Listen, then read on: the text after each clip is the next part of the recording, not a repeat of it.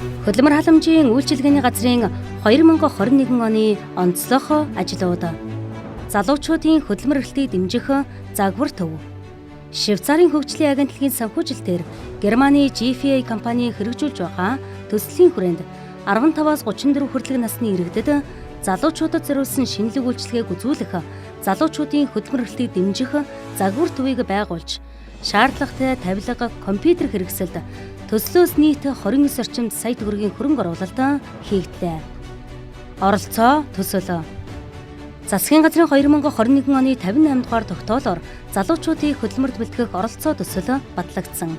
Тус төсөлд Дорнод аймгаас 231 залуус бүртгэгдэж шалгаруулалтанд оролцсноос 180 залуу тэнцэж 87 иргэн сургалтанд хамрагдан 76 иргэн ажлын байранд дадлагад гарсан байна.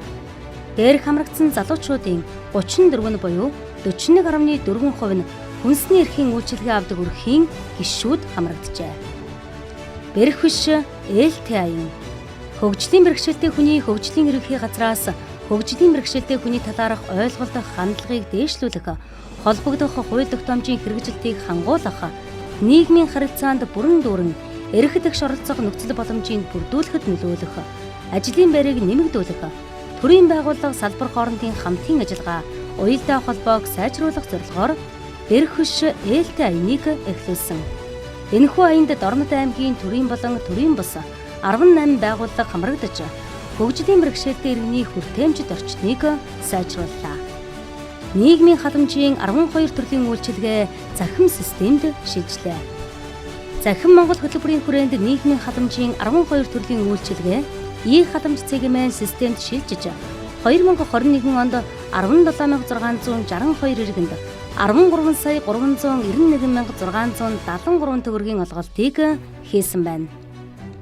Лайв мэдээллийн болон байгууллагын үйлчилгээг сайжруулах, иргэнд ортуулах үүднээс нийгмийн халамжийн болон хөдөлмөр эрхлэлийн үйлчилгээний талаарх мэдээллийг олон нийтийн сүлжээ ашиглан захим уулзалт байдлаар 7 хоног бүрийн 1 өдөр тогтмол зохион байгуулж байна. Уулзалт бүрийг байгууллагын захим хуудсанд хадгалдаг бөгөөд давхарцсан тоогоор 20,000 хүн үзэж, 100 гаруй иргэд санал хүсэлтээ илэрхийлж, 260 иргэн сонирхсан асуултандаа хариулт авчээ. Эртэж уулзалт. Халамжаас хөдөлмөр шилжих зорилтын хүрээнд ажил хайгч иргэдэд зориулсан эртэж уулзалт захим арга хэмжээг 7 хоног бүр зохион байгуулж, ажил хайгч иргэдийг хувь хүний хөгжлийн чиглэлээр олон тал сургалтанд хамруулж, ажилд зуучлах үйлчилгээнд хамруулж байна. Тайлант хугацаанд 28 удаагийн уулзалтаар 638 иргэдийг эртэж уулзалт арга хэмжээнд хамруулсан байна.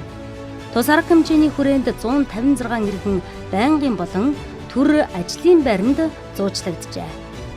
Дадлагжих хөтөлбөр буюу интерншип.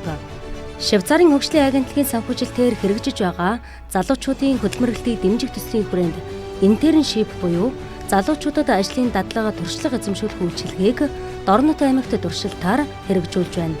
Аймгийн хэмжээнд нийт 30 залуучууд уг хөтөлбөрт хамрагдаж, уул уурхай, ахуй үйлчилгээ, хөдөө аж ахуй, төмөрлөгийн салбар зэрэг 6 аж ахуй нэгж 33 залуучуудтай хамтран ажиллах болон гурвалсан гэрээ хийснээр интерншип хөтөлбөр амжилттай хэрэгжиж байна. Залуу малчин хөтөлбөр. Залуу малчин хөтөлбөр 2014 оноос хойш хэрэгжиж 423 малчин өрхийн 846 малчинг хамруулж 1.8 тэрбум төгрөгийн малыг хүлээлгэн өгсөн байна.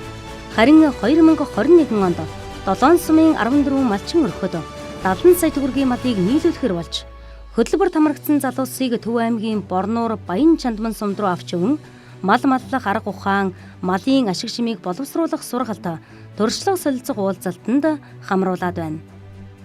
Хөдөлмөр халамжийн үйлчилгээний газар.